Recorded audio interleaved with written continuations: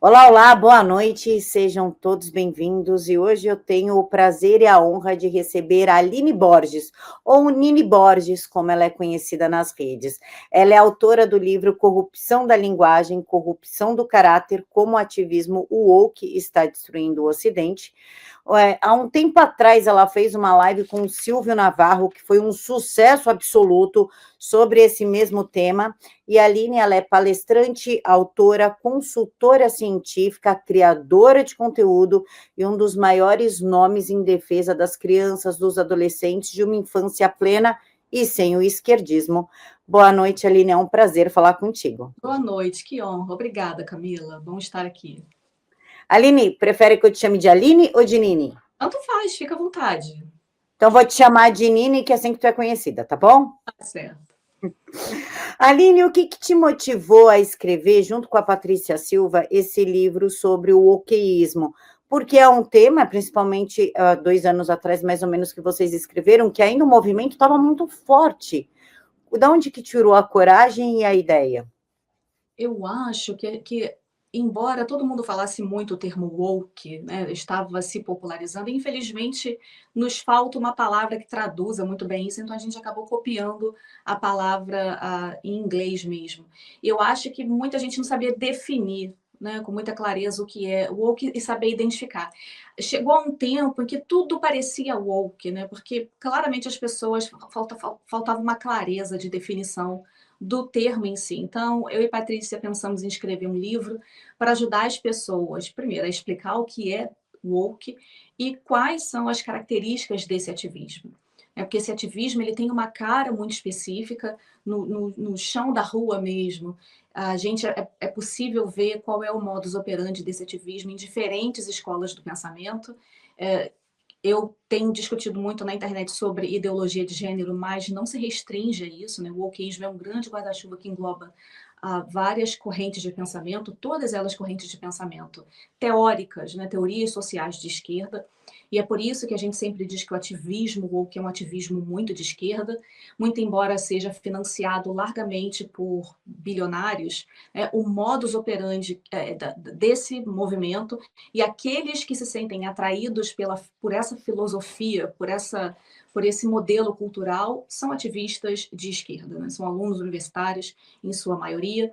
E então nos faltava essa referência, né? A gente procurava livros e não conseguia achar uma definição clara e que fosse na linguagem, né, das pessoas, porque eu acho que tem isso, né? Você ainda tem um livro que é profundamente acadêmico e acaba citando teorias e autores que às vezes não estão ao alcance do público comum, ora por falta de letramento mesmo, né, científico, ou porque não são do campo de ciências humanas ou sociais. Então a gente pensou em escrever um livro para que todo mundo entendesse, né? Desde quem não tem faculdade até quem cursa exatamente no campo das ciências sociais. Então a gente pensou em criar um livro que fosse bem democrático, bem claro e simples nesse sentido, para ajudar as pessoas, porque você não pode lutar contra um inimigo se você não sabe se quer defini-lo. Perfeito, Nini. Inclusive, o livro também fala da corrupção da linguagem. O que seria a corrupção da linguagem? Porque o povo fala, ai, novilíngue, 1984, mas a gente não tem uma definição clara. Isso é corrupção da linguagem. O que é a corrupção da linguagem? A corrupção da linguagem ela acaba acontecendo quando se proíbe determinados vocábulos, né, porque eles acabam sendo interpretados dentro dessa lente woke como inapropriados ou criminosos ou que ofendem o outro, né? E se ofende, ele tem que ser banido. Acontece também a corrupção da linguagem, acontece também quando você cria novos vocábulos e esses vocábulos vêm sem uma definição muito clara, com as bordas do conceito completamente não delimitadas, e são palavras que não são ancoradas na realidade. Então, nós vemos muito. Primeiro que George Orwell, já que você comentou sobre nova língua, George Orwell ele fala muito isso, né? Quando a corrupção do pensamento está muito entrelaçada à corrupção da linguagem. Então, se a gente tem uma língua burra, né, imprecisa, desconectada da realidade, chances há de que o nosso próprio processo de pensamento e o nosso processo intelectual sejam comprometidos por essa língua. Porque na inexistência de palavras que possam definir bem as coisas, como a gente vai pensar sobre essas coisas? Isso acontece muito com, por exemplo, a definição da palavra mulher. Hoje a gente está em toda essa discussão sobre o que é mulher, sobre o apagamento da mulher da arena pública, né? Inclusive através da tentativa de erradicar o seu próprio vocabulário, né? Substituindo por pessoa que menstrua, pessoa com útero e coisas similares. Mas o que a gente vê isso é uma discussão que a gente está agora, eu e você temos acesso a dicionários, todos os nossos contemporâneos têm acesso a dicionários e a definição antiga do que é a mulher. Pensa isso daqui a 40 anos, por exemplo, né, quando majoritariamente as pessoas estarão consultando serviços de inteligência artificial, dicionários físicos serão extinguidos e a gente vai ter, na verdade, só dicionário online. E esses dicionários trarão uma nova definição do que é a mulher. Então, na ausência de uma palavra, de uma definição, por exemplo, que diga a mulher é a fêmea adulta humana que nasce com potencial ou que produz gametas sexuais femininos, como aquela geração de daqui a 40 anos será capaz de raciocinar e comparar ideias, né, na inexistência dessa palavra que explique isso para elas. Então, a corrupção da linguagem ela vem nesse sentido também, para desmoralizar o próprio processo intelectual, né? Porque é um movimento, o wokeismo é um movimento muito desconectado da realidade. E uma das formas de você dissociar as pessoas da realidade é através da linguagem. Perfeito, Nini. Inclusive, em que momento, ou o que aconteceu, onde tu pegou e falou assim, não, peraí, essa manipulação da linguagem está impactando diretamente o caráter e a vida social do Ocidente. Onde é que foi o teu clique que tu falou assim, ó, eu preciso me posicionar? O meu clique foi quando eu tive 2 cliques. Um clique foi quando eu estava dirigindo para o meu antigo trabalho, e eu estava ouvindo uma entrevista de rádio, na qual a entrevistadora conversava sobre a disponibilidade de absorventes em banheiros. E a convidada que entrou no ar, ela usou pessoas que menstruam e começou uma discussão ali. Né? Como assim pessoas que menstruam? Você se refere a mulheres e meninas? Não, existem homens que também menstruam. E elas entraram nessa discussão educada, mas não deixou de ser uma discussão no ar. E aí, naquele momento, eu falei: o que está acontecendo? Por que as pessoas estão falando que homens podem menstruar? Porque até então eu não entendi esse conceito de homem trans. Por que as pessoas estão dizendo isso? Aí, quando eu comecei a pesquisar, e aí é um buraco sem fundo e é um buraco sem volta, né? Uma pílula que você toma que você não tem como voltar ao normal. Porque uma vez que você descobre uma coisa, você descobre outra, e eu definitivamente fiquei impressionada de como eu estava no escuro, né? Mesmo sendo uma pessoa que me considero bem informada, que leio bastante, eu estava completamente à parte de tudo isso que estava acontecendo. E logo em seguida surgiu a notícia, e essa aí foi assim, o máximo da corrupção da linguagem mesmo. Um homem que havia estuprado 2 mulheres, ele colocou uma calça legging rosa, uma peruca loura e disse que era mulher, e assim o governo escocês decidiu que ele merecia ir para uma prisão feminina, simplesmente baseado no fato de que ele disse agora que era uma mulher. E foi muito interessante ver a reação da mídia na época, né? Porque a mídia pesadamente se referiu imediatamente, de um dia para o outro, em relação a esse homem como se ele fosse uma mulher de fato. Então, todas as manchetes dos jornais, a BBC em especial, o tempo inteiro, mulher que estuprou 2 mulheres está presa em prisão feminina. Não fazia sentido, né? Porque a gente sabe que historicamente e estatisticamente é o público masculino que comete crimes sexuais.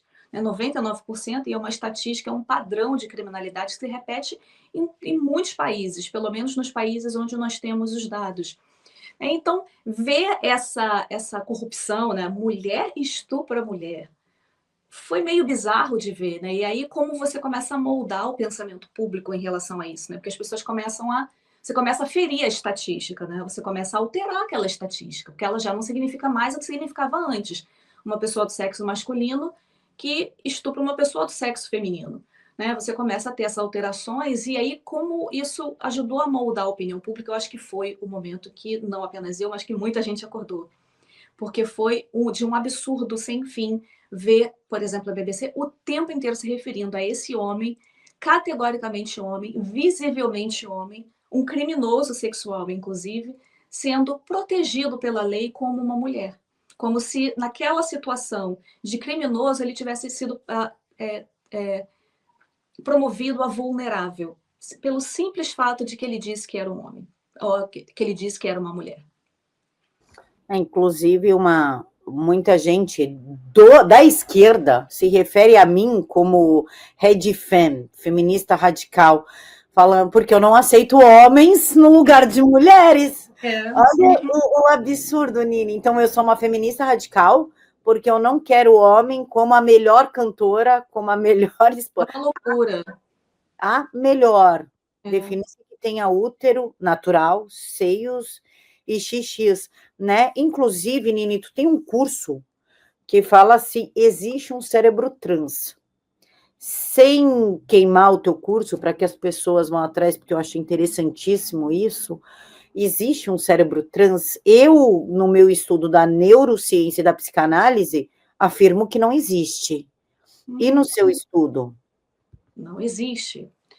No meu curso, eu abordo precisamente quais foram os estudos que eles utilizaram para argumentar a favor do cérebro trans. Eu vou mostrando passo a passo a falha metodológica de cada um desses estudos, a forma como eles novamente tentaram dar um golpe linguístico, se referindo a uma parte do cérebro e usando isso como se fosse, então, uma prova de uma identidade de gênero, mas essa parte do cérebro tem uma alteração.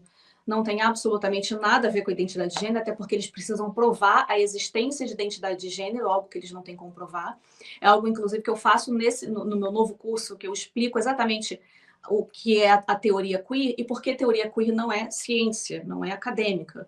Eu faço justamente esse mesmo movimento, mostrando como eles estão o tempo inteiro tentando argumentar e usando como conceitos absolutamente incontestáveis conceitos sociológicos que é completamente impraticável, impossível de você testar a partir de experimentos e hipóteses, se essas coisas existem. Né? Então, o que eles estão esperando é que, na base da fé, a gente acredite que o outro diz que, por exemplo, é não binário. Então, a coisa do cérebro trans é muito nesse sentido. Né? Eles usam uma parte do cérebro que, de fato, sofre uma alteração após usar hormônios. Né? O nosso cérebro é incrivelmente plástico e ele reage às nossas emoções, ele reage à maternidade, né? Ele reage quando você não dorme bem, ele reage quando você estuda muito, ele reage quando você toma um medicamento. Então, quando homens tomam hormônios sexuais femininos que não deveriam estar dentro dos seus corpos, isso afeta uma determinada parte do hipotálamo, e eles usam isso como uma prova cabal de que, portanto, nasceram no corpo errado e possuem um cérebro feminino. Mas toda a minha argumentação, inclusive, eu discuto muito profundamente esses estudos, eu vou provando um por um, até porque, para provar que existe um cérebro trans, eles vão ter que provar que existe um cérebro feminino e masculino. E a neurociência até hoje não conseguiu provar isso. Então, boa sorte para eles. Boa sorte para eles. A gente tem a neuroplasticidade, né, Nini? Claro, tudo que a gente faz afeta demais a nossa vida. Você vê, depois que você tem filho, o cérebro da mulher, por exemplo, modifica de um jeito que nunca mais volta a ser o cérebro diante da maternidade. Então, o nosso cérebro, ele vai se adaptando e vai respondendo às novas coisas que a gente aprende, às novas línguas que aquisição de novas línguas, né? Se a gente dormiu bem naquela noite, se não dormiu, né? O cortisol, tudo isso afeta muito a nossa vida, as nossas experiências de vida. E, obviamente, os medicamentos que a gente toma. Né? Então, o que acontece ali é uma resposta do medicamento. Né? Não tem nada a ver com ter uma identidade de gênero. Eles mudam muito de teoria para teoria, porque como eles não conseguem sustentar uma, eles criam uma nova narrativa o tempo inteiro. Né? Agora tem a narrativa de que você tem uma identidade de gênero desenvolvida pela 10ª semana no útero, que é inclusive uma narrativa defendida pelo Alexandre Sadeh, da USP. Mas que prova tem disso? Não tem prova. Né? O problema é que essas pessoas elas repetem muito as coisas e elas esperam que elas nos cansem com esse argumento, né? Que elas repitam tanto a ponto de virar verdade, mas elas não oferecem evidência alguma para as afirmações que fazem. Eu sempre digo, grandes afirmações requerem grandes evidências, e não há evidências de que nada disso seja verdade, porque esses movimentos não são ancorados na realidade. É que assim, né, a ciência só interessa quando me beneficia. Ah, Se não claro. me beneficia, eu não quero saber de ciência. Eu quero saber da minha verdade. O transativismo faz demais isso, né? Recentemente, por exemplo, teve o caso do maior nome, é a maior médica dos Estados Unidos, a doutora Olson, e ela fez um estudo muito grande, recebeu 1 milhão do governo Biden para fazer esse estudo, e o estudo concluiu que a afirmação de gênero, essas intervenções, não beneficiam a saúde mental das crianças. O que aconteceu? Ela se recusou a publicar os resultados. Ela se recusou a publicar porque não corroborava a narrativa que ela queria criar de que faz bem para as crianças. Então, eles fazem o que é um viés de publicação muito sério. Porque o que é viés de publicação? É quando os pesquisadores escolhem, ou as revistas, né, os comitês, escolhem publicar, autorizar somente determinados resultados, criando esse falso acúmulo de evidências num determinado sentido. Então, infelizmente, há uma corrupção, mas a corrupção dentro do campo científico não é algo novo, não foi inventado, é preciso dizer isso, não foi inventado pelo transgenerismo, mas é de fato uma técnica, é algo que eles fazem demais o tempo inteiro. Eles, de fato, há uma corrupção muito grande na produção de dados, na forma como eles coletam os dados. Eles fazem afirmações categóricas de estudos, às vezes, com 50 indivíduos. Eles chamam estudos longitudinais com crianças que foram acompanhadas por 5 meses. Então, é tudo muito sério. E tem uma indústria muito poderosa, né, lucrando por trás disso, que não está nem aí para o bem-estar das crianças e as usa como sacrifício ideológico, né, para corroborar a ideia de que o adulto que hoje é trans um dia foi criança. A única razão pela qual crianças trans nasceram foi, a princípio, para reafirmar e validar o adulto hoje. Mas aí eles viram que era um mercado fantástico e aí continuaram investindo nesse mercado. Porque é um paciente para o resto da vida. Até quando você detransiciona, você continua sendo um paciente, porque dependendo da dose que você estava, né, ou das complicações que você teve, ou dos efeitos colaterais que você herdou desse pseudo-tratamento, é o resto da vida, né? Tendo que tomar medicamento, indo a consultas de revisão. É muito triste, mas é muito lucrativo tudo isso, né? Ou seja, é uma violência, uma negligência contra a criança permitida, seria assim. É um abuso infantil institucionalizado, com nome de aceitação, com nome de viver o seu verdadeiro eu, seu autêntico eu. Eu não sei se você já viu, Camila, mas tem um menino, agora ele deve ter 10, 11 anos, que ele faz performance de drag queen desde que ele era muito pequenininho. Recentemente, ele foi visto num palco, num bar gay, fazendo uma apresentação na qual adultos colocavam notas na sua roupa. Então, tudo isso sendo celebrado é uma esquerda que fecha os olhos para isso. Né? É uma esquerda, por exemplo, que defende regulamentação da internet contra a adultização, isso mesmo.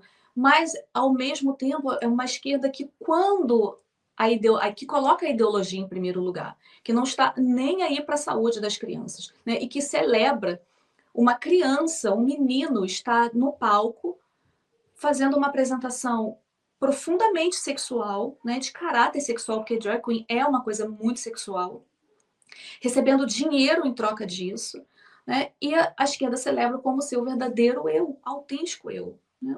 Como um menino pode ser o seu verdadeiro eu fazendo uma performance sexual?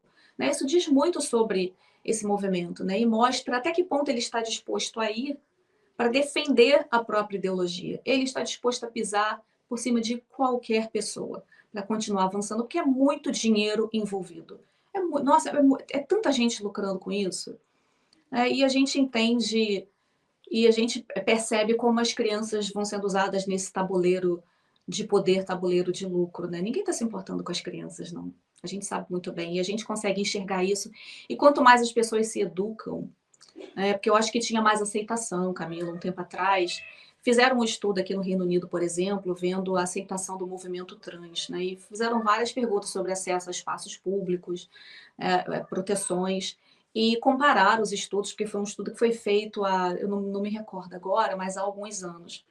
E comparativamente é possível ver como está decaindo, né, o apoio a esse movimento. Por quê? Porque quanto mais as pessoas se informam, se educam e entendem o que está em jogo, menos elas apoiam. Né? Então é por isso que o nosso trabalho é tão importante na internet, por mais que a gente fique batendo na mesma tecla. É importante, até quando eu trago vídeos estapafúrdios, que parece que é só para rir, eu não estou fazendo só para rir. Eu estou fazendo para mostrar, olha o grau de insanidade desse movimento. Né? E é esse movimento que está dizendo que criança trans existe, que deve ser protegida, tomar drogas. Né? Então, é o tempo inteiro para mostrar a insanidade de um movimento que passa por cima de qualquer um, qualquer grupo vulnerável, para defender o seu próprio privilégio, né? Que eles chamam de direito de ser você mesmo. Né? Mas pergunto-me hoje, que direitos as pessoas não têm hoje, direitos humanos? Né? Todos os grupos já estão cobertos pelas leis de direitos humanos. O que essas pessoas querem não são exatamente direitos. Eles chamam de direitos, mas não são direitos que eles estão em busca. E a gente sabe disso. Nini, eu não sei se tu conhece o livro chamado Alfred Kingsley, que fala Os Crimes e Consequências. Eu nunca li, mas eu sei de quem se trata. Ele é o cara que desenvolveu a teoria da sexualização infantil, digamos assim, que não tem nada a ver com a teoria de Freud, só para deixar claro, deturparam muito a teoria de Freud. E as feministas adoram esse cara, protegem ele, meu Deus, é o rei. Só que elas escondem o fato de que ele estuprava crianças e que ele tinha fortes ligações com nazistas que estupravam crianças. Ou seja, elas defendem um estuprador de criança que tinha ligações com nazistas. Como a gente pode falar que esse grupo de feministas estão pensando no bem comum, se preocupam com as crianças, por exemplo, felcadutização, quando a assessora do Felca defendeu a pedofilia, seria uma palavra muito forte, mas diz que pedófilo é doente. Não é bem assim? Como é que tu vê esse universo tão ambíguo, tão hipócrita? Falando de George Orwell de novo, né? O tal do duplo pensamento. É uma coisa muito interessante porque tais grupos conseguem manter duas posições profundamente excludentes e não é só contraditória, né, mas é excludente. Se você tem uma posição, você não pode ter a outra, por exemplo. Todas as vezes que eu critico a islamização da Europa, eu sou massacrada por algumas feministas, porque é muito interessante. Olha que loucura. As feministas criticam o patriarcado ocidental, enquanto defendem, de certa forma, indiretamente, o patriarcado islâmico, sendo que o patriarcado ocidental, em comparação ao patriarcado islâmico, como a gente pode comparar essas duas coisas? É impossível você fazer esse tipo de comparação. Então a gente vê o tempo inteiro, depende muito de que criança, né? Porque se eles estão falando de criança trans, por exemplo, eles acham que precisa defender, porque eles não estão defendendo a criança. O que a gente vê muito com a esquerda, infelizmente, é isso, é a defesa da ideologia em primeiro lugar. Porque no momento em que essa família decide que essa criança, na verdade, não é trans, né, e só estava, de repente, confusa, influenciada por outros coleguinhas na sala de aula, ou pelos vídeos do TikTok, nesse momento, eles largam a mão dessa família. Então, você vê que não é uma proteção ao grupo. É só a gente ver com as coisas que o Lula fala, por exemplo. Né? A questão recente agora que ele falou do preto sem dente, não é negro sem dente, não sei exatamente como ele falou. Se fosse com outro grupo falando, por exemplo, o Bolsonaro falando, o país tinha caído por terra. Né? A internet estaria inundada de vídeos criticando.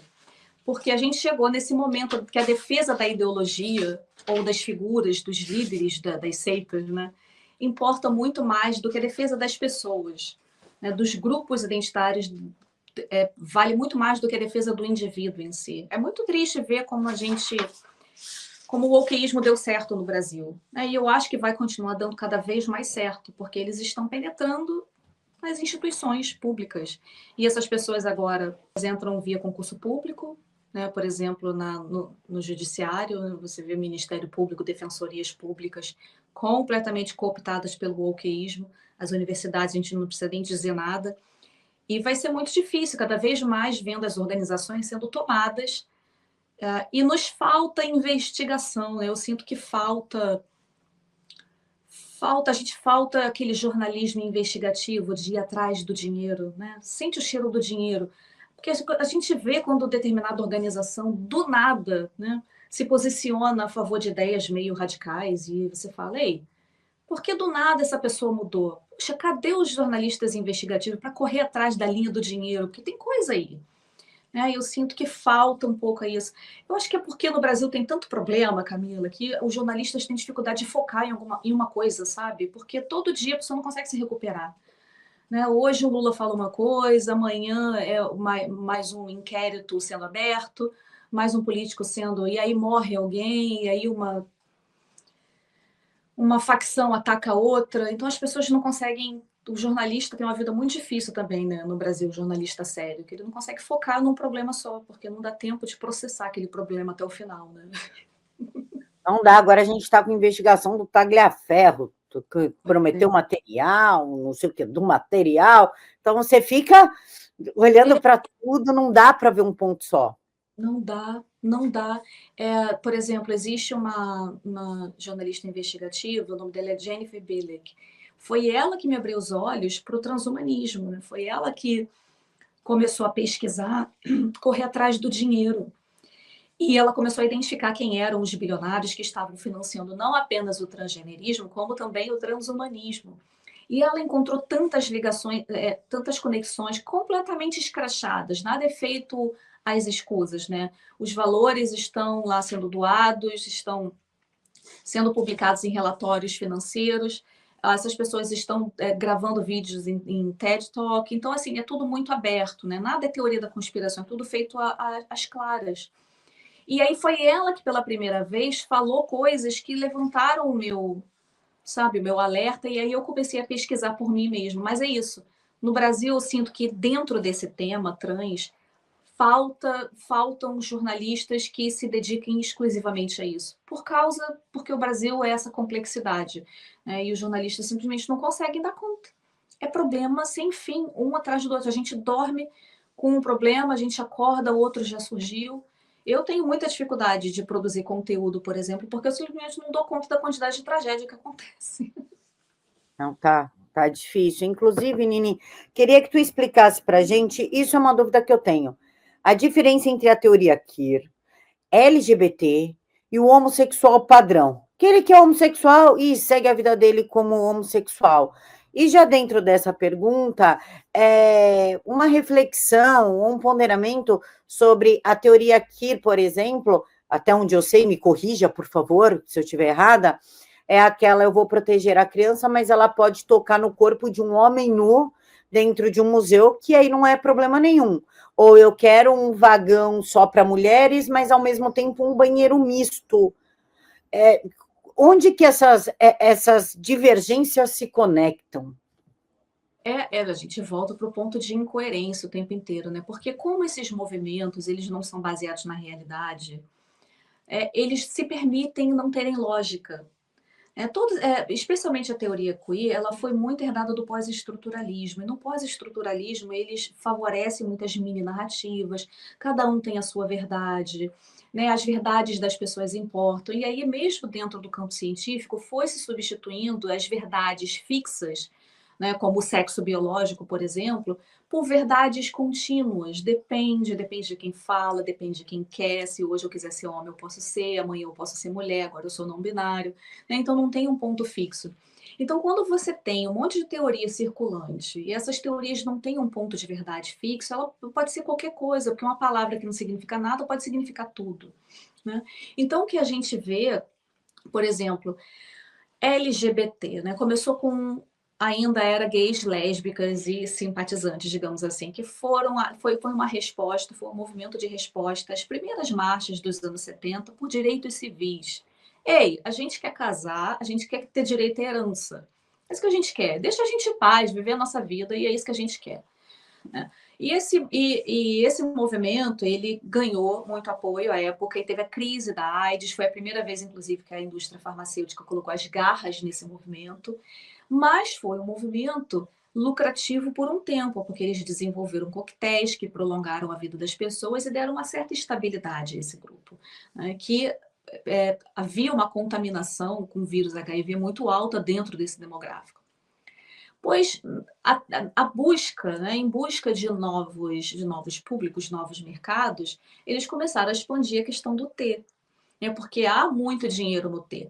No gays e lésbicas, não tem dinheiro ali, né, porque uma vez que se resolveu a crise da AIDS, não tinha mais o que lucrar dentro desse grupo, porque é um grupo que não quer mudar de sexo, não é um grupo que faz cirurgias, é um grupo que queria direitos civis, queria casar, queria herdar quando se o parceiro falecesse e acabou, né? E queria ter saúde. O problema todo foi que com o T surgem essa miríade de procedimentos e de drogas e de acompanhamentos, e é cada pequena coisa como feminilização, masculinização, né? É cirurgia para instalar uma coisa que emule o genital feminino, o genital masculino, e tira o seio, bota seio, né? E agora eles estão tentando expandir para a implantação de úteros.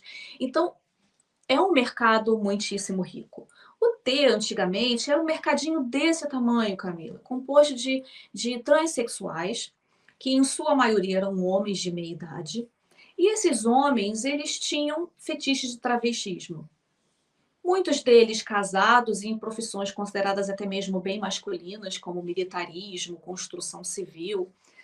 E esses homens, lá pelos seus 40 anos, decidiam que queriam trazer a público o seu fetiche de travestismo e resolviam tomar drogas para se feminilizar. E havia também dentro desse grupo transexual um grupo menor ainda, grupo composto de pessoas com disforia severa, muitos deles com histórico de traumas na primeira infância, sejam eles abuso, negligência. E essas pessoas sexualizaram o trauma, né? E por isso que eu chamo de transexualidade de um impulso sexual mal direcionado. Uma coisa que acontece como um mecanismo de cooperação de trauma é isso. Eu tenho uma palestra, inclusive, que explica exatamente isso. O trauma, ele pode ter várias... Olha o pezinho, meu amor. O trauma, ele pode causar...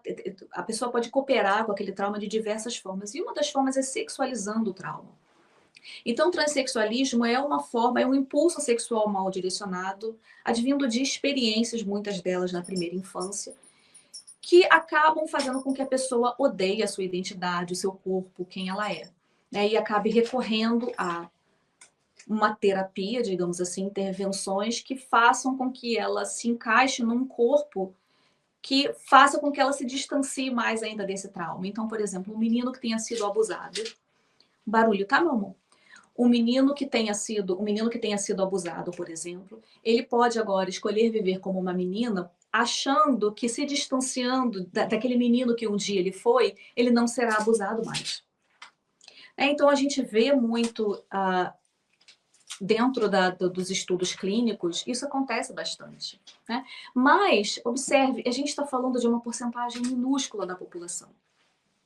Com o transgenerismo, quando eles migraram e deram esse golpe linguístico de transexualismo para transgenerismo, virou pop.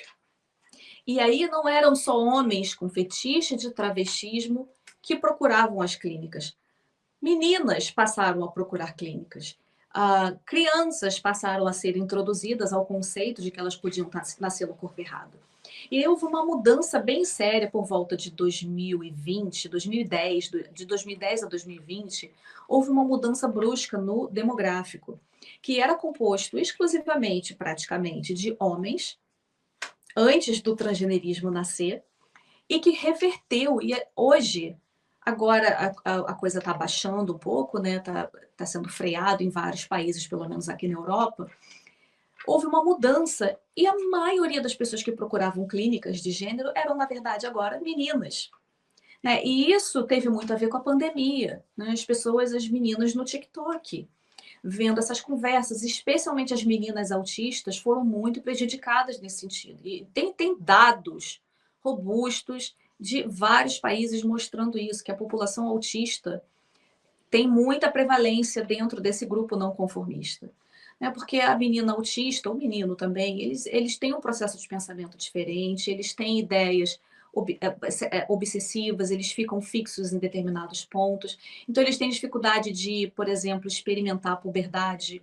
Por exemplo, uma menina, ela vai ter dificuldade com a textura da menstruação, né, com as novas dores que surgem, o seio surgindo, tudo isso é muito difícil para a menina autista. Né? Então, é fácil de entender como ela pode pensar, bem, se eu estou passando por isso, eu estou me sentindo mal por ter esse corpo, então deve ser porque eu sou menino. Mas não é.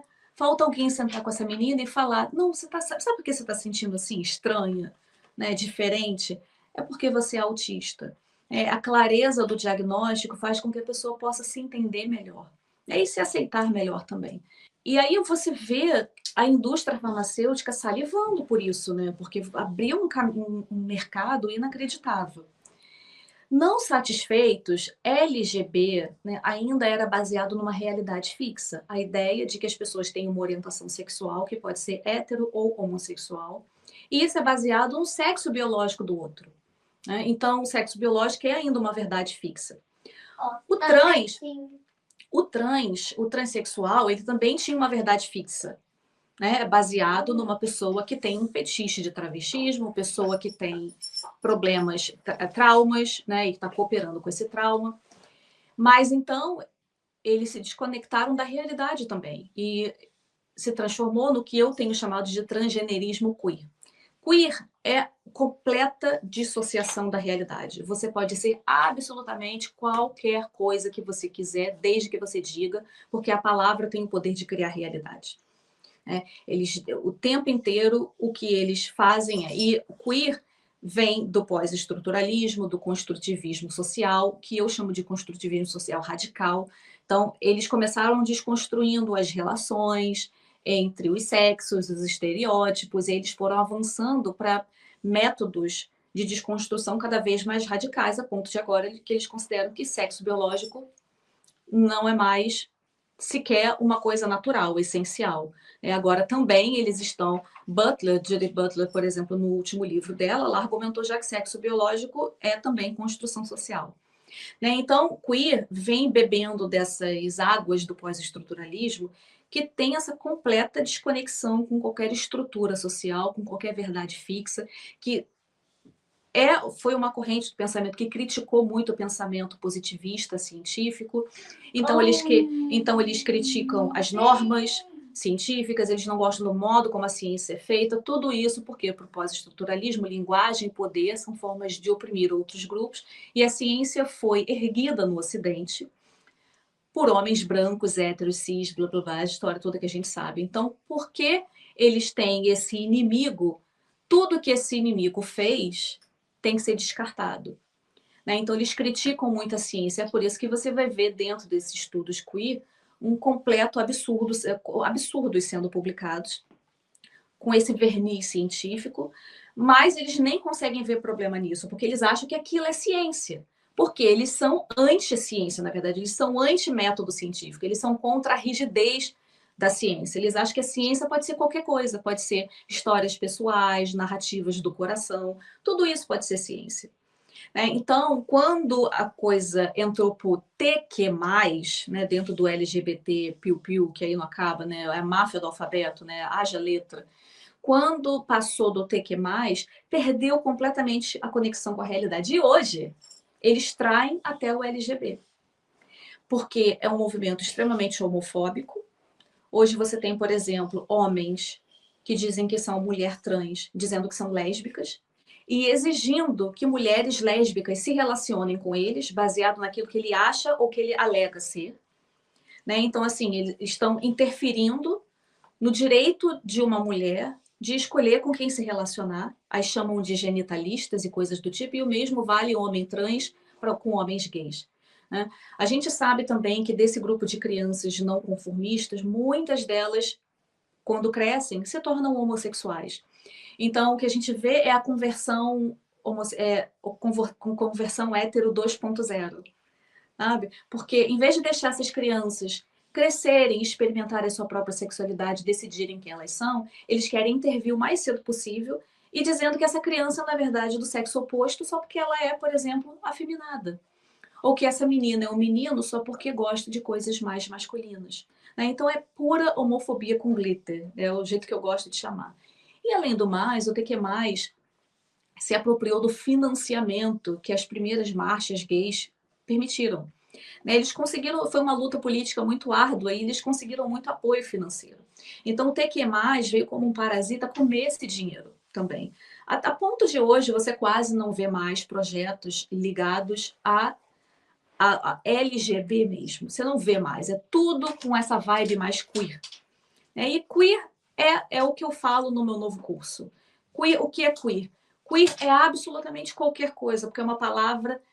David Hopperin, que é um pioneiro dos textos queer, ele diz que é uma identidade sem essência. Então, não tem nada que unifique essa identidade. Né? Queer, antigamente, era uma palavra pejorativa, que depois foi reapropriada pelo movimento gay como assim, um símbolo de luta, então. Só que queer virou uma identidade política ampla, não só resumida à questão de sexualidade. Né? Então, hoje, queer é qualquer coisa que esteja resistindo ao normal. Né? É normal casar? Então não vou casar. É normal ter filho? Então não vou ter filho. É normal ser magro? Então eu vou ser gordo. É normal querer ser bonito? Então eu escolho ser feio. E é por isso que a gente tem visto que dentro desse grupo as pessoas se enfeiam de propósito. Né? Porque na verdade, um posicionamento político que elas estão falando com a sua própria aparência, seu próprio corpo. Né? Então, queer é essa coisa ampla, completamente desconectada da observação da realidade. Então, tudo é fluido, tudo move, nem mesmo a homossexualidade é considerada homossexualidade mais. Porque se sexo biológico é uma construção social, logo a orientação sexual também é uma construção social. Né? Então, nascem os tais dos heteroflexíveis, né? Homens héteros, que na verdade também saem com homens, mas não deixam de ser hétero. Por quê? Porque tudo isso é parte de um princípio de que tudo na vida é fluido. Basta eu escolher dizer o que eu quero, dizer quem eu sou, e é um ato de fé, porque todos nós ao redor temos que concordar com aquilo. Concordar que aquilo que aquela pessoa diz que ela é, que ela alega ser, é de fato verdade. E no mundo de mentirosos, oportunistas, ladrões e safados, nós somos compelidos a acreditar na palavra do outro sem mesmo conhecer o outro.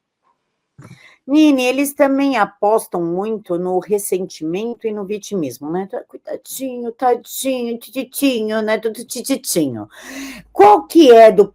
Quais são, né? Do ponto de vista psicológico, as consequências de se viver nessa narrativa de ressentimento e vitimismo? Caramba, primeiro que você não se autorresponsabiliza, não toma as rédeas de nada na sua vida. Né? Então, por exemplo, se você tem a teoria crítica racial e a culpa é sempre do branco, né? A culpa é sempre do homem branco, especialmente o homem branco, né? Que carrega duas opressões para si, então. Eu tenho alguém para culpar pelo meu insucesso, pela minha preguiça, pela minha falta de ambição. Eu tenho alguém para colocar a culpa por eu não ter acordado cedo, por eu não ter me dedicado à prova do Enem. Eu tenho alguém para colocar a culpa sempre, responsabilizar. Né? Então, isso é uma coisa. E a mentalidade de vitimismo, é muito difícil sair dela, porque quanto mais você alimenta aquele vitimismo, mais gostoso é continuar sendo vítima. Se a gente parar para pensar, vou fazer uma comparação. Quando a gente era mais nova, né, e a gente tinha o coração partido, o que a gente faz quando está com o coração partido? A gente ouve música triste, porque a gente quer ficar mais triste. Naquele momento, a gente não quer que ninguém tire a gente do fundo do poço, a gente quer continuar triste, porque é uma coisa bem humana, né? Ficar alimentando a sua própria comiseração. Quando você diz para um grupo que nada é responsabilidade dele, né? E que, mais do que isso, que agora, porque ele é uma vítima, né? E vitimismo virou uma moeda, a opressão virou uma moeda política. Obrigada, amor. A opressão virou uma moeda política. Então, hoje, se você faz parte de um ou mais grupos considerados grupos oprimidos, você tem um tratamento diferenciado diante da lei, perante a lei. E que, na verdade, é muito complicado quando você diz que tratar duas pessoas de forma igual é, na verdade, injustiça, e que tratar duas pessoas de forma completamente desigual é, na verdade, uma forma de justiça. Né? Então, essas pessoas estão se acostumando à ideia de que elas são coitadas e que elas merecem proteção o tempo inteiro. Isso, isso elimina, mata a volição dos indivíduos, né? O desejo de mobilidade social. Então, a gente está pegando um grupo, e é muito ruim também, porque a gente pega um grupo, muitas vezes um grupo heterogêneo, quando a gente fala que todos os negros, por exemplo, são oprimidos, a gente tem que estar disposta a admitir, por exemplo, que a Oprah Winfrey é oprimida. Né? A gente tem que estar disposto a admitir, então, que por causa da cor a Beyoncé é oprimida. Né? Ou que Erika Hilton seja uma pessoa oprimida, por exemplo. Né? A gente tem que estar disposto a ir até o fundo. Então, quando a gente pega um grupo completamente heterogêneo, coloca esse véu de proteção em cima, como se as pessoas não tivessem histórias de vida diferentes, não viessem de famílias diferentes, não tivessem ambições e desejos de vencer na vida diferentes. É muito complicado quando a gente elimina completamente o indivíduo e diz que ele pode ser resumido no grupo que ele alega pertencer. Né? E dá um caráter homogêneo a tudo isso. Né? Igualando, por exemplo, Michael Jordan a um menino que viva numa comunidade do Rio de Janeiro. Né? Tudo isso conectando pela cor, né? Quando é um grupo profundamente heterogêneo. Nini, golpe linguístico, ele se enquadra na linguagem neutra? Por que que eu estou te perguntando isso? Eu tenho 3 filhos, 2 são neurodivergentes, e um deles tem atraso cognitivo global, que é o de 10 anos, problema de processamento auditivo. E se essa linguagem neutra entrar, aí que acabou para ele, que ele já nem ouve direito a língua pátria, não compreende, na verdade ele ouve, o que acontece é que ele não compreende, até por conta do atraso cognitivo. Ele vai ser mais excluído do que ele já é de fato. E o outro, meu caçulinha, é nível 3, autista nível 3 não verbal, e também tem ali uma inteligência um pouco abaixo do que se espera, né, de uma criança de 3 anos. Elas vão excluir os meus filhos. Como é que podem dizer que a linguagem neutra ela é inclusiva? Ela se encaixa nesse golpe linguístico que tu falou? Ah, sim, porque o tempo inteiro que esses movimentos estão falando se palavra cria realidade, e eu começo a dizer que uma coisa é, então ela é, mas não está conectada a nenhuma, por exemplo. Um exemplo, eu sempre uso o exemplo da cadeira. Alguém criou uma cadeira. Um dia, alguém cansado de ficar em pé pensou: e se eu criasse um objeto no qual a gente pudesse sentar para descansar? Alguém criou esse objeto e falou assim: e agora? Eu preciso dar um nome para isso. Eu sei, cadeira. Não importa se agora outras pessoas chegarem e quiserem chamar isso de mesa, não vai virar uma mesa só porque eu quero que seja uma mesa. Continua sendo uma cadeira. O objeto, a ideia veio antes e a palavra veio só para definir aquilo que já existia. O que eles fazem hoje é criar palavras para explicar coisas que não existem. É por isso que eu estou sempre repetindo que não é conectado à realidade. E com isso, obviamente, você primeiro, você perde um senso de realidade, você perde uma âncora fixa. Né? É muito ruim você ser uma pessoa que vive no completo mundo da lua. Né? Isso favorece o transtorno dissociativo, né? Isso pode aprofundar uma série de transtornos, porque as pessoas não têm essa âncora fixa a que voltar, né? A que recorrer para compreender a sua própria identidade, a sua própria existência, as coisas que faz, as palavras que usa, né? As coisas que estuda. E você também deixa de fora um monte de gente que depende dessa realidade, dessa âncora da realidade, para construir o seu próprio mundo, como, por exemplo, dando exemplo dos seus filhos. Então, o que a gente vê o tempo inteiro são eles elencando que grupos merecem proteção e quais não merecem. Eu garanto para você que se você gravasse um vídeo falando que o seu filho de 3 anos é um menino autista queer, aí alguém teria um pouco de consideração com você. Porque aí enxergariam não a criança, eles enxergam apenas o pertencimento. Então, depende do pertencimento. Infelizmente, hoje eles decidiram criar essa hierarquia de opressão e decidiram quais grupos são mais oprimidos e quais merecem mais proteção e quais merecem mais privilégios e quais entram na fila de prioridade. né? Hoje, sem dúvida, na escala de coitadismo, a gente tem esse grupo que pseudo-vulnerável, né? Que é o grupo do transgenerismo. A ponto dessas pessoas estarem...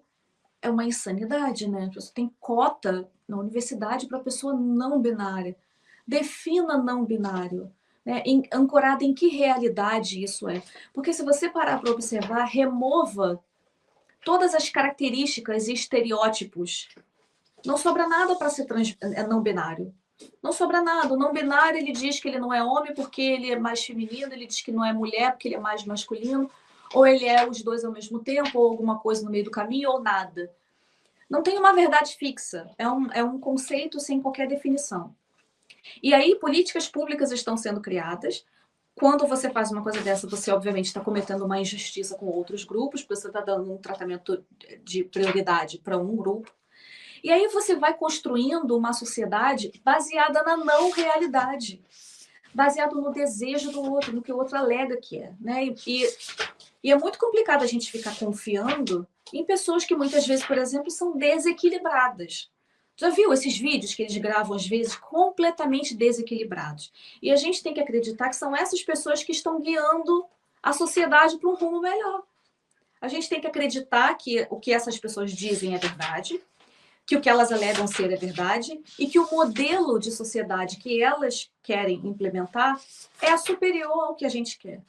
Como confiar nessas pessoas completamente desequilibradas, que não estão ancoradas na realidade? E essa opinião dessas pessoas hoje penetrou várias instituições, a ponto da Defensoria Pública, por exemplo, percorrer de forma itinerária para dar certidão não binário para as pessoas. Isso não é porque a pessoa quer ser não binária e ela tem o direito de falsificar um documento que diz respeito ao dia que ela nasceu, ou seja, retroativo. É como se agora as pessoas tivessem o direito de emitir um documento dizendo que os fatos como ocorreram no passado, há tantos anos, na verdade ocorreram da forma incorreta e retificar um documento, né, em cima de um conceito que foi criado outro dia, já que não binário não existe. Né? É um conceito sociológico que foi criado outro dia. Então, assim, a gente está ampliando, a gente está começando a expandindo cada vez mais direitos baseados na não realidade. E todos aqueles que ainda dependem da realidade, né, para ter um pouco de norte na vida, vão ficar cada vez mais excluídos. Então, eles não estão nem aí para as pessoas que não ouvem muito bem ou que dependem da língua portuguesa ter regras claras para compreender, para ler. Os dislexos, eles não estão nem aí, porque esses grupos não são o grupo oprimido favorito deles. O meu filho do meio também é disléxico, então você imagina, problema de audição, de cognição, dislexia. Eles querem meter uma linguagem neutra. Coitado, meu filho nunca vai se comunicar na vida. Nunca. Não no Brasil, pelo menos. Aline, tu falou se o meu caçula, que é o nível 3, fosse queer, né? Fosse gay, sei lá, trans, sei lá, ele teria mais atenção. E aí me ocorreu aqui um pensamento. O nosso cérebro, ele só começa a entrar em maturidade sexual a partir dos 3 anos, dos 13 anos, né? Inclusive a história do teen na numeração americana, né? 11, 12, 13, teen de adolescente. Como é que tu vê eles querendo falando contra a tal da adultização, mas defendendo o funk, ao mesmo tempo defendendo a criança como um ser sexual de maturidade hormonal, porque todos nós somos seres sexuais, mas com uma maturidade hormonal para ter uma vida sexual? O que eles estão tentando é mover a janela da interpretação, né, com a ideia de que crianças podem consentir. É muito perigoso quando, por exemplo, a gente começa a dizer que crianças podem consentir para essas intervenções, né, porque a gente começa a expandir a pergunta e começa a pensar, para que mais a criança pode consentir, então? Né, ela pode consentir para ingerir outras drogas, ela pode consentir para consumir bebida alcoólica, para fumar, né, e para fazer sexo, né, porque é a última pergunta. Então, quando a gente começa a dissolver a ideia de consentimento informado, né, a gente começa a entrar numa arena muito, muito perigosa, né, de possibilidade dessas ideias se aproximarem. E essas ideias não estão se aproximando vagarosamente, elas estão vindo a galope, né? Porque a própria teoria queer defende isso abertamente. Muitos autores pioneiros dos primeiros textos do que eles chamam de teoria queer falam abertamente. E eles usam alguns termos como relacionamentos intergeracionais, né? Eles tentam usar alguns eufemismos para contornar, mas os textos mais atuais estão cada vez mais escrachados, né? Eles já estão muito mais claros e tratando a possibilidade de que essa criança possa, sim, não só ter consentido, como seduzido. Como disse Michel Foucault em uma entrevista com outros 2 autores, ele diz isso abertamente. É possível que a criança tenha tomado o primeiro passo, é possível, inclusive, que ela tenha seduzido o adulto, ele diz isso. Né? Então, quando ele diz isso, o que ele está falando não sei, é possível que essa criança tenha, sim, interesse e por mais que dentro do texto ele argumente que o adulto tem que tomar cuidado, né? A primeira parte do texto deixa muito claro que ele está abrindo uma janela para a possibilidade da criança ter consentido. Né? Então essas ideias elas chegam assim de uma forma muito sutil com Michel Foucault, que foi um dos nomes de muitos nomes do pós-estruturalismo que assinou cartas para a redução da idade de consentimento na França. Né? Então, essas ideias, esses são os gurus. Não, amor, a luz vai cair. Esses são os gurus da teoria queer, né? E são anos marinando essas ideias, né? Consumindo essas ideias. Então, esses núcleos de estudo de gênero estão há algum tempo consumindo essas ideias, replicando essas ideias, discutindo. E uma coisa que eu percebo é ideias relacionadas à pedofilia, elas sempre existiram, só que elas são cíclicas. Eles tentam sair das masmorras, a sociedade empurra de volta. Não aceitamos isso. Elas não somem, elas continuam ali, reclusas nos fóruns, sabe, na Deep Web, ela continua ali. Né? E aí o círculo acadêmico traz e defende isso de novo, aí ganha dimensão, aí os pedófilos vêm a público, os grupos pró-pedofilia vêm a público defender de novo, aí a sociedade rejeita, não, nada disso, volta para a masmorra.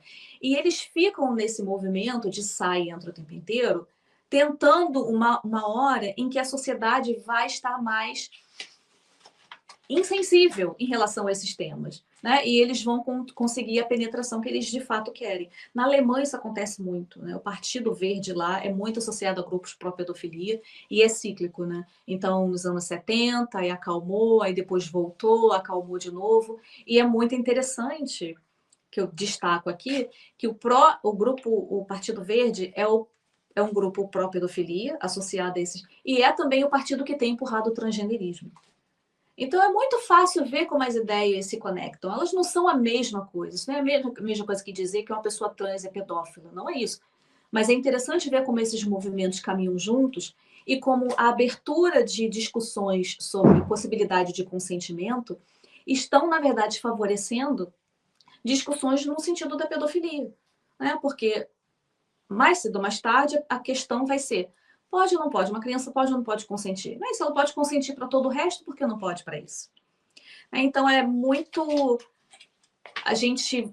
se a gente, como sociedade, não rejeitar de forma muito firme essas ideias, e não... É firmeza mesmo, sabe? Essa história... A Globo tentou recentemente, né, fazer uma conversa, tentou fazer uma conversa de que pedófilos, na verdade... Né, são pessoas doentes e que tem que desestigmatizar. Toda conversa sempre começa com desestigmatizar.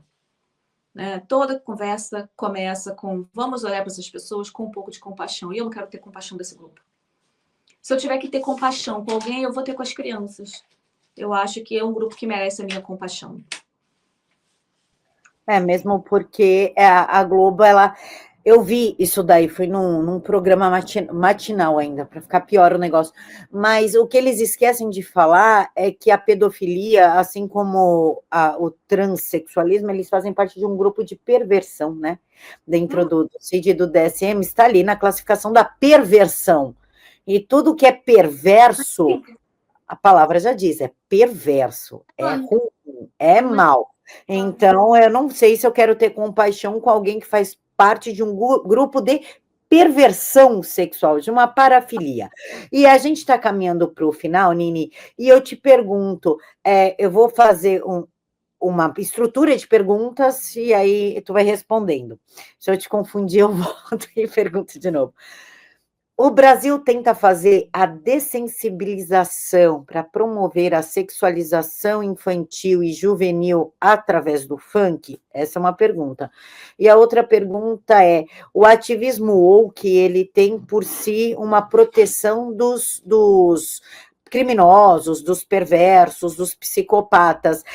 Através dessa proteção e dessa impunidade que se procura a aceitação da sociedade. Olha, ele é tão coitadinho que a gente não vai nem prender esse tadinho aqui. Primeiro que é muito interessante, porque o que acontece, especialmente com a esquerda e a defesa do funk, é o seguinte: eles veem o funk como a cultura das classes oprimidas, né, e como uma expressão de uma cultura que é marginalizada. Então, o que eles enxergam não é a letra ou quão inapropriado isso é para a criança. O que eles veem é, na verdade, uma forma de empoderamento dessas crianças e da sua própria cultura. Essa é a cabeça dessas pessoas, né, que não conseguem. É um processo lógico muito doentio, né, muito patológico. É o tempo inteiro, como eu disse para você, colocando a ideologia em primeiro lugar.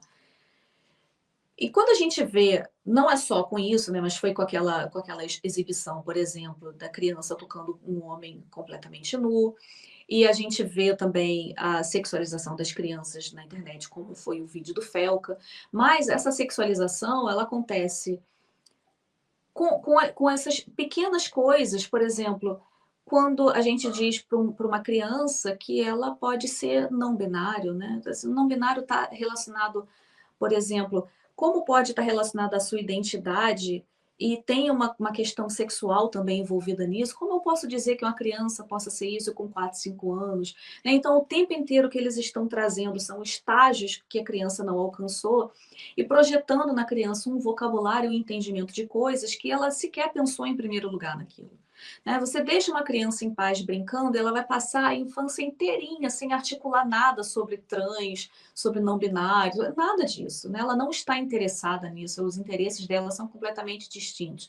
Então, o que a gente está vendo são adultos o tempo inteiro projetando suas próprias inseguranças e vontades sobre as crianças que estão ao seu alcance, projetando sobre elas um vocabulário e entendimento das coisas do mundo que elas simplesmente não estão nem aí. Né? E como bons papagaiozinhos que eles são, eles acabam copiando essas ideias. E quanto mais eles veem que seus pais ou seus professores aprovam aquela ideia, mais eles continuam insistindo naquilo, porque tudo que as crianças querem é a aprovação dos adultos. Né? Então, se, por exemplo, uma criança perceber que a mãe está feliz com a ideia de que ele disse que, na verdade, é uma menina por dentro, as chances são altíssimas de que essa criança continue se identificando daquela forma para agradar a sua mãe ou seu pai. Então, a segunda pergunta eu não lembro qual que foi. Seu movimento woke, ele defende esse tipo de criminoso perverso, né? Coitadinho, um pedófilo, tadinho dele, justamente para criar essa dessensibilização nas pessoas para que a pedofilia seja aceito como uma forma de amor, né? Aquela história, né? Todo amor é válido, todo amor, negócio assim, todo amor pode ser, desde que a pessoa tenha acima de 18 e possa consentir com aquilo, né? A teoria queer ela veio para normalizar todo tipo de parafilia sexual, né, e comportamento inapropriado. Porque, vejam, se queer significa resistência aos regimes do normal, qualquer coisa, né, eu já dei alguns exemplos aqui, mas, por exemplo, aquilo que a gente considera normal em termos de sexualidade. Né? Por exemplo, uma pessoa que apenas obtém a gratificação sexual através do exercício de determinados fetiches, isso mostra uma raiz traumática e um pensamento conturbado ali. Especialmente porque determinados fetiches são incrivelmente violentos, agressivos e apresentam risco à própria vida da pessoa. Mas aí a teoria queer vem e fala, não, você está dizendo isso porque o homem branco, hétero, diz que isso é anormal. Só é anormal porque um grupo que oprime diz que é anormal.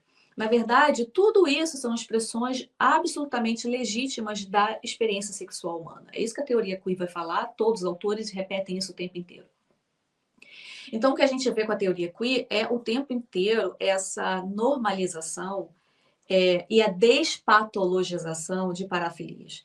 O que a gente vai ver cada vez mais nos documentos, por exemplo, no DSM-5, a gente já vê uma tentativa de migrar, né, de se afastar, é de despatologizar todas essas coisas, né? E de começar a dizer que isso tudo é expressão normal da sexualidade humana, né? E que só é considerada normal porque a gente vem de uma cultura judaico-cristã ocidental que condena essas coisas, porque sem esse referencial moral, isso não seria anormal. Então, dentro desse quadro, entra a pedofilia. Né? A pedofilia é apenas mais uma dessas parafilias. E a tentativa vai ser essa mesmo, e eles já falam isso com muita clareza. Isso não é falado de forma disfarçada. Uma pessoa que vem aqui nos acuse de estar inventando coisas é uma pessoa iletrada, uma pessoa que não gastou nem 5 minutos lendo os textos pioneiros queer, porque eles falam abertamente tudo isso. A defesa de que essas pessoas estão apenas exercendo a sua orientação sexual, que é atípica, não é muito comum e que só é considerada problemática porque determinaram pela força da palavra pedófilo, que tem um campo semântico pesado, e porque grupos que oprimem, que têm essa moral judaico-cristã que oprime outros grupos, determinaram que isso é ruim. Então, o tempo inteiro a teoria queer vai fazer esse movimento, e pedofilia está junto, né? Não é sozinho, né? Tem vários outros, e o transexualismo em si também. Né? Tinha muito a ver com fetiche de travestismo, né? Eles estão tentando dissociar isso de fetiche de qualquer jeito, quando fica muito claro que é ainda. Então, o que a gente vai ver cada vez mais, especialmente com a queerização da sociedade, com a teoria queer penetrando todos os campos do conhecimento, hoje em dia você tem criminologia e queer, linguística e queer, educação e queer, sociologia e queer, pauta ambiental e queer, feminismo e queer, gerenciamento e empreendedorismo queer, tudo que você possa imaginar já tem o queer, é esse processo de queerização. Então, o que a gente vai ver cada vez mais são esses campos do conhecimento questionando as suas próprias verdades. E uma das verdades a questionar vai ser: quem disse que isso é anormal? Quem disse que isso é crime? Quem disse que não pode? Quem disse que isso não é válido? Quem disse que não é legítimo? E se a gente continuar seguindo nesse rumo e não botando a cara a tapa, indo para a internet e chamando as coisas pelo nome que são, sabe? Como degenerados, por exemplo. Se a gente não fizer isso, eles vão ganhar espaço, terreno, e depois vai ser difícil da gente retomar esse espaço. Perfeito, Nini. Nini, agora é a hora do merchan, digamos assim. Eu quero que tu fale das tuas redes, do teu curso, como as pessoas fazem para te encontrar, como faz para fazer teus cursos. Tá bom. Como a Camila falou, eu sou autora desse livro, Corrupção da Linguagem, Corrupção do Caráter, com a minha amiga Patrícia Silva. Ele está à venda no Amazon e você pode acessar no meu Instagram, tem um link com acesso direto ao livro. A minha conta no Instagram é @nini.borg e de lá tem um link com acesso a todas as minhas outras redes. Por exemplo, eu faço discussões no Twitter, eu também estou no YouTube. Eu escrevo artigos no Substack semanalmente, caso você queira se tornar um assinante e ler textos exclusivos também.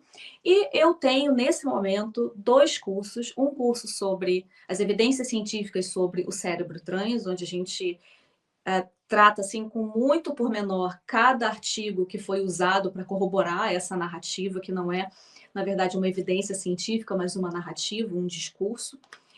Tenho também uma palestra de apenas 2 horas, onde discuto como ideologia de gênero e traumas estão completamente correlacionados. Como a gente vê o tempo inteiro histórico de traumas tomando forma dentro da criação dessas novas identidades, que eles chamam de identidades de gênero. E tenho também o meu novo curso, que é um curso que eu trato sobre a teoria queer, que eu chamo de pseudo-teoria queer. Ali eu trato como essa teoria, embora tenha penetrado o campo acadêmico, é uma farsa, é uma piada e é uma ameaça. Esse é o nome do meu curso. Lá eu discuto como queer não é uma teoria científica ou acadêmica, eu discuto que é uma teoria científica, eu discuto todos os autores pioneiros, eu trago a definição real do que os textos queer trazem originalmente, mostrando como muita gente que hoje se identifica como queer sequer sabe o que isso significa, né? Pensa que queer é coisa colorida, arco-íris, parada LGBT, bater leque ou cantar a música da Lady Gaga, mas essas pessoas muitas vezes não fazem a menor ideia da perversidade que tem por trás das assunções filosóficas desse movimento. Né? Então, você acessa todos os meus cursos também através do link que está lá na bio do meu Instagram. Eu estava fuçando aqui, tá barato o teu curso, né? Você acha? Da pseudo-teoria queer, uma piada, uma farsa. Tá barato, né? Pô, tem... Ele financia também, a plataforma financia para quem tiver assim com dinheirinho curto. Eu acho que eles também fazem um financiamento lá de 6 vezes, se eu não me engano. Nossa, mas é que tá barato, ó, módulo 1, o dogma queer, fetiche travestido de teoria. Aí desenvolve o que teoria e por que queer não é nem teoria e nem ciência. O que significa queer? Quem são os gurus pioneiros? Isso aqui é importantíssimo. Pioneiros dos textos. Pô, completo, hein, o curso. Curso, eu estou bem orgulhosa desse curso, estou bem orgulhosa das discussões. Eu acho que é muito informativo, muito importante. Eu acho que pessoas, quem de repente não se interesse pelo assunto, talvez não faça ideia de como essas ideias queer, às vezes, não é nem usado o nome queer, mas é importante a gente aprender o que é queer para saber identificar o que é uma filosofia queer, até mesmo quando a palavra queer não é usada. Né? E, infelizmente, é uma filosofia, um pensamento, uma forma de interpretação que penetrou, invadiu todos os campos do conhecimento. Né? E no curso eu vou mostrando, discutindo artigos e mostrando como, infelizmente, não tem um único campo hoje que não tenha sido contaminado com essas ideias horrorosas e como a gente precisa expulsar isso da universidade, porque isso não é acadêmico. Isso não é acadêmico. A gente precisa começar um movimento de expulsão desses grupos das universidades, porque não tem nada de científico nisso e a universidade não é o local para isso. Perfeito, Nina. Eu estava aqui viajando, agora eu estou vendo. Existe um cérebro trans, tá? Parabéns pelos cursos sensacionais, um valor mega acessível. Pô, parabéns. Obrigada, Camila. Nina, eu quero agradecer a sua participação na noite de hoje. Muito obrigada por ter aceitado meu convite. Eu sei que é super difícil, tu não está no Brasil, tem filho, tem marido, então eu sei que foi assim um momento que tu realmente separou para a gente e eu quero te agradecer imensamente por isso. Obrigada, Camila. Obrigada pela conversa. Obrigada a vocês que assistiram até o final. E a luta continua. A gente tem muito a debater e muito a empurrar de volta ideias que são muito negativas, que não colaboram para o progresso, que não enriquecem a humanidade. E a gente tem que ser capaz de falar abertamente sobre essas coisas, sem sermos punidos, né, cancelados. É muito importante que o diálogo continue aberto e sejamos capazes, né, de expressar essas nossas ideias.